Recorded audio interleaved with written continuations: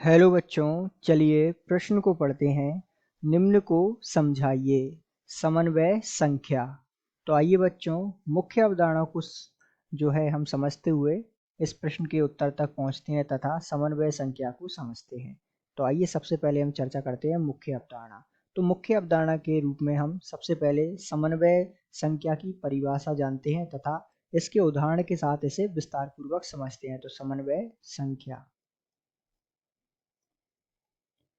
तो क्या कहती है समन्वय संख्या की परिभाषा? इसकी परिभाषा है कि केंद्रीय धातु परमाणु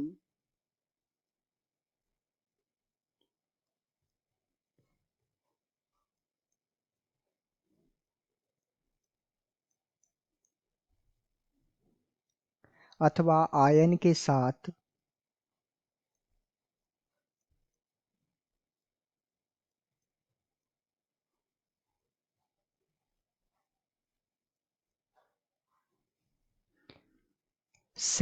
उप सह संयोजकता स्थापित करने वाले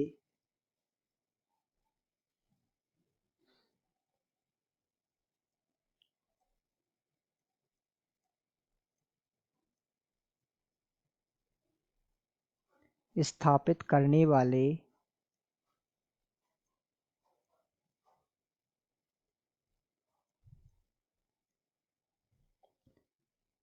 एकांकी इलेक्ट्रॉन युग्मों की संख्या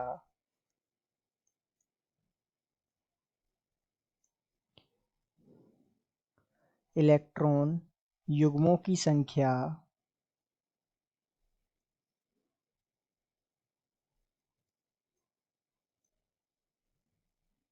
उस धातु की समन्वय संख्या कहलाती है।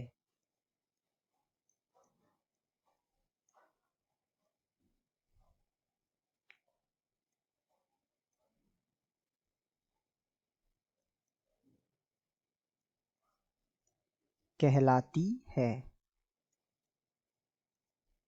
तो ये जो परिभाषा है, परिभाषा किस प्रकार है कि केंद्रीय धातु परमाणु अथवा आयन के साथ उप सह संयोजकता स्थापित करने वाले एकांकी इलेक्ट्रॉनों युग्मों की संख्या उस धातु की समन्वय संख्या कहलाती है।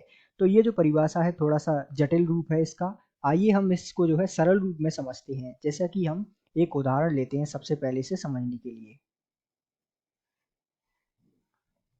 तो मान लीजिए कोई संकुल है जिसका उदाहरण इस प्रकार है: क्रोमियम NH3 6।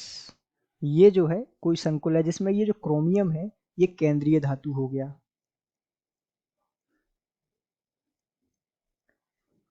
और ये जो NH3 है ये लिगेंड है, या इसे आप जो है लिगेंड के नाम से जानते हैं। और ये जो 6 आपको दिख रही है, ये जो 6 संख्या है, इसे ही बस हम समन्वय संख्या के नाम से जानते हैं।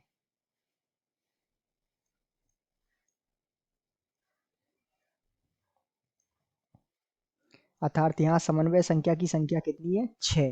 तो इस प्रकार भी आप इसे लिख सकते हैं कि क्रोमियम और NH3 NH3 NH3 NH3 NH3 और NH3। तो ये क्रोमियम हो गया केंद्रीय धातु, और साथ में ये जो NH3 हैं इसके साथ जो NH3 जुड़े हुए हैं 6, ये जो है इसकी समन्वय संख्या है। अर्थात 6 क्या है इसकी समन्वय संख्या।